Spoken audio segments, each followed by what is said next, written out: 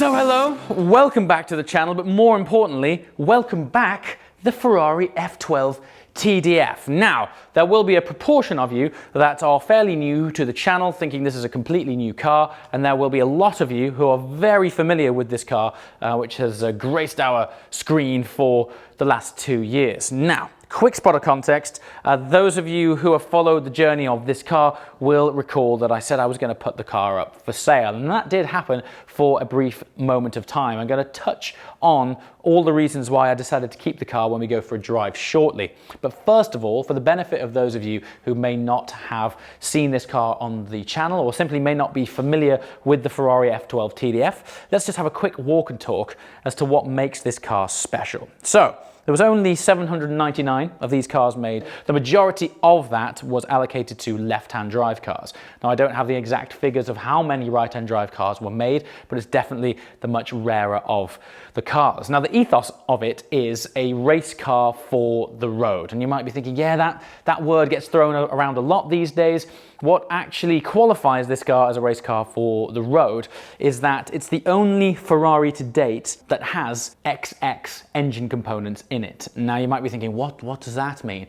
Well, Ferrari have a race car development program called the XX program. You might be familiar with the 599XX, the FXXK, etc. This car has engine components that have descended from 599XX, which is one of the most Larry machines I've ever been in.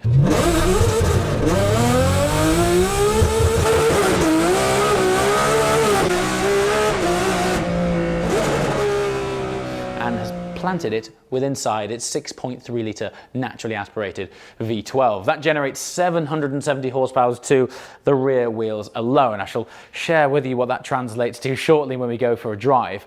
But the idea of it having race car components in the engine is a tip of the hat to the original 250 TDF, which was so successful in the Tour de France race back in the 50s.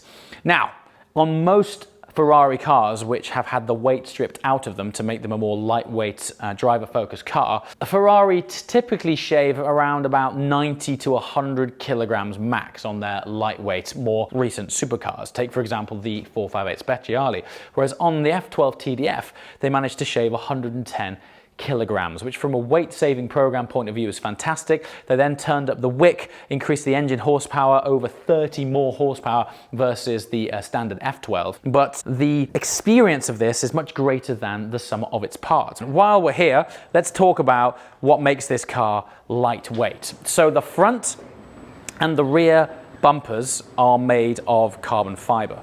This is one of the more extreme weight saving measures that Ferrari put in place to help shed off weight. Even the inside of the headlights on this car, the way it's been spec'd, the headlight clusters themselves are actually carbon fiber. And then, as we spin around, there is also the added benefit of carbon wings here. Now, this is a feature that Ferrari call the Aero Bridge, and this helps to channel air over the car and tucking it nicely down the side profile for enhanced aero. Now, what you can only see on this car is that section here, which extends down, is carbon fiber, but in actual fact, this whole wing as well is also carbon. They just stop painting there to give it that exposed finish. We have these arch vents here. So this is very iconic GTO styling. If you look back at 250 GTO, even more recent 288 GTO, there was a lot of these sort of vents and slats to reduce air pressure. That's what these are for. So the car is capable of doing well over 200 miles an hour. And the reason for these vents here is to relieve the pressure that would otherwise sit in this wheel arch here, so it doesn't generate lift of the overall body. Important because a big part of the aero of an F12 TDF is the flat bottom floor with quite advanced venturis underneath to help with channeling air out of the more exaggerated diffuser. And just check out the rear on this thing. Speaking of diffuser, check this out.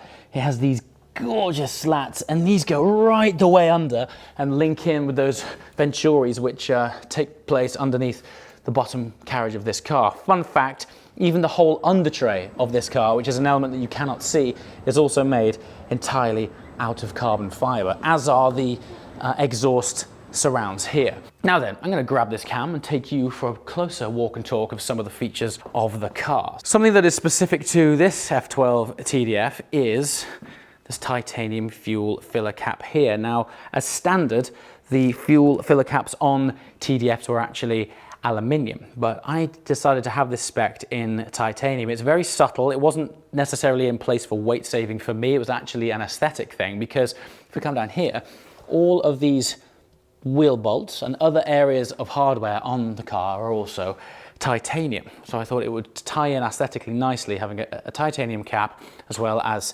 titanium wheel bolts. Now, while we're on the topic of tires, I've actually upgraded these to Michelin Pilot Sport 4S. They're just a better all-round tire.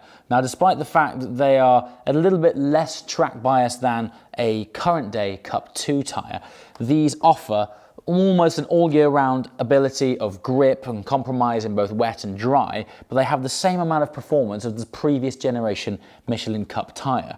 Now, the previous tyres I ran this car on were good, but the experience with these transformed the grip particularly, and this is where this car can be a bit tricky. In order to get the car to sort of work, you really need to get some heat in the tyres, but until you get to that point, the car can be a bit of a spiky handful. But with these, the journey to getting them warm is a lot more progressive. So for me, these have really set this car up nicely. And while we're on the topic of wheels and tyres, this is one of the first Ferraris to feature rear wheel steer. Now, the reason being, it has 3 15-section rear tyres, but 2 5.5-section front tyres. Now, having 2 5.5s on the front, together with the heavily revised front aero, which created a lot more downforce, resulted in such ridiculous amounts of front-end grip and therefore super sharp turn-in. Ferrari had to balance the grip of the front with the available traction at the rear by implementing rear wheel steer. This was the first Ferrari to have rear wheel steer on it, and as a result, the grip and the agility of something like this, you walk over to it because it's ultimately built on the F12 platform. As you approach it, you think it's going to have that Grand Tourer feel, but honestly, it's as razor sharp as a Speciale, even a little bit further on from that in terms of the way the car handles, turns in and feels. And to tie all of that in nicely, the car just so happens to be using LaFerrari brakes. Okay, so let's just quickly discuss a further element of the revised aero, because it's not just for show. This increased aero has dramatically evolved the amount of downforce available, particularly on the front end. So you might pick up on these carbon fiber end plates here. Actually, part of the sculpture of the car, they flick right out. You can see all of these areas for cooling and air intake, and multiple layers of carbon fiber here and here. All of this generates a combined element of downforce on the front end alone of 230 kilograms at 124 miles an hour. So all of the aero components on here, while it looks fantastic, aren't actually for show. They are all functional pieces of aero development. Okay, one other unique design feature of the TDF is the elongated and flicked rear wing. Now, it is an integrated subtle wing, but you can just see there, that transition, that flick there is to assist with added pressure and downforce over for the rear.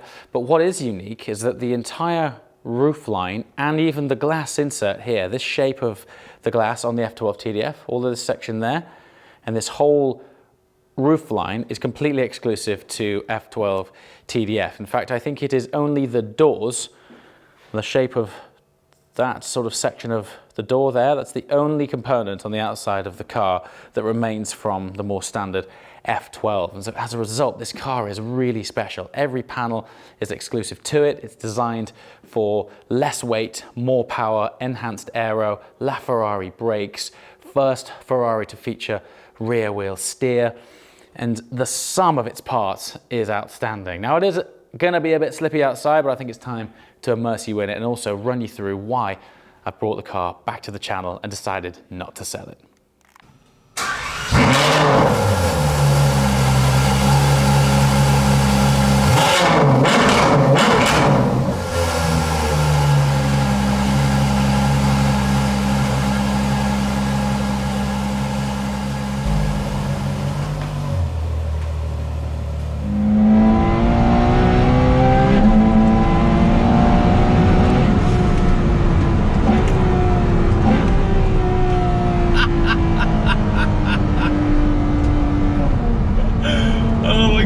literally got goosebumps. I just realized something.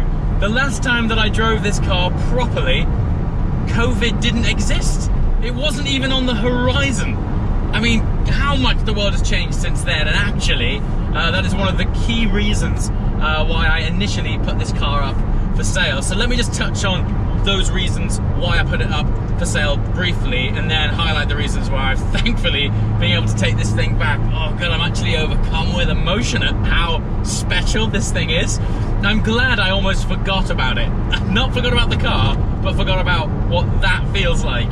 The relationship, and I know I keep saying this, but it's the best way of explaining it. The way that the gearbox talks and interacts with the engine is one of the best road car experiences I think I've ever had the honor of being able to share on this channel. It's just outstanding. It's as fast as the twin clutch PDK gearbox found in a GT3 RS, and you might think, well, that's kind of standard procedure these days, but this has double the amount of cylinders, and it's just all around a much more aggressive shift. I cannot believe Ferrari have managed to make 12 cylinders react with a gearbox as fast as Porsche did with 6. It's outstanding. Anyway, on to those reasons. So, in the video where I was at DK highlighting the reasons why this thing went up for sale, one of the things I touched on was the 3-year ownership plan. Now this year, 2020, was supposed to be pretty much year of the TDF. The amount of road trips that I had planned in this, even putting it on a plane and sending it abroad, this was going to end up in Dubai. Obviously, COVID came around, smashed all of those plans. Never mind the abroad plans, all of the trips that I had planned through Europe, even some of the hotels that I had booked. The core plans for this wiped out. So it was a blow to not be able to share with you on this channel, for me, what the car was originally intended for. Major grand touring and hitting some circuits along the way.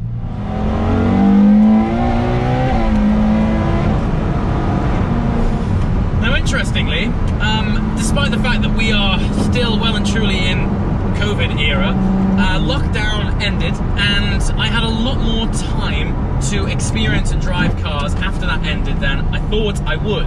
Now granted, it is all in England, but because ironically I'm not traveling as much, spot of context, last year 80 flights for various car launches and projects around the world. This year, 10, of which 6 took place pre-COVID. So that gives you an idea of how much that's had an impact on travel.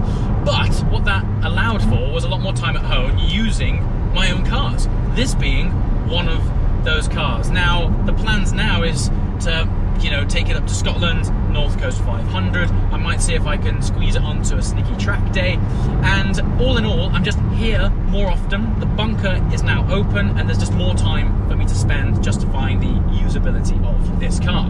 The big one, however, was the bunker that I just mentioned, and a couple more projects which should come to fruition before the end of the year, which required some cash. Now, at the time that I put this up for sale, the future, based on COVID, was just looking a little bit slow, and I thought, does it make sense having to invest in these other projects like the bunker, that, for a spot of context, was over 6 figures of investment in order to build the interior quality of that studio? Does it make sense to have cash tied up in this car when I could do with using it for the bunker and 2 more businesses which will be launching soon? And I thought to myself, on the horizon of COVID, probably not. So what the reasons ultimately boiled down to were time and cash. Time to use it, and cash for investments in businesses and projects. Now, as it happens, business is way ahead of the curve. I honestly didn't think when this car went up for sale that I would sit here right now being so enthusiastic and happy with the way that business and projects have gone. Honestly, I thought COVID would have just slammed this year, but if anything, it's accelerated it. It's been incredible to witness the determination from the industry to still stay positive, stay relevant, launching new products, and collaborating, thankfully, with brand JWW. Take, for example, the Maserati MC20 launch. The beginning of this year, no way in a million years did I think, based on COVID restrictions, that I would be flying to Italy to present the launch of one of the most significant cars of the year. Incredible stuff. And there's also other very fascinating brand partnerships which will come to light over the coming weeks and months. And all of these reasons A, getting my time back to use the car, B, business taking a J-curve, has just led me to think, actually, thankfully and amazingly, I don't need to sell it. Now then, at this point, I want to ask you and hear from you. The TDF's back. When it left, there were so many comments about other content that I hadn't shared yet that you would love to see. So now is your opportunity to leave it in the comments below. The TDF's back for the foreseeable. What do you want to see on the channel with this car? Now's your moment. Let me know, and I'll try my very best to activate the best content that we possibly can with this remarkable machine. As always, guys, thank you so much for watching. It's so good to have this thing back. I look forward to seeing you next time. Ciao.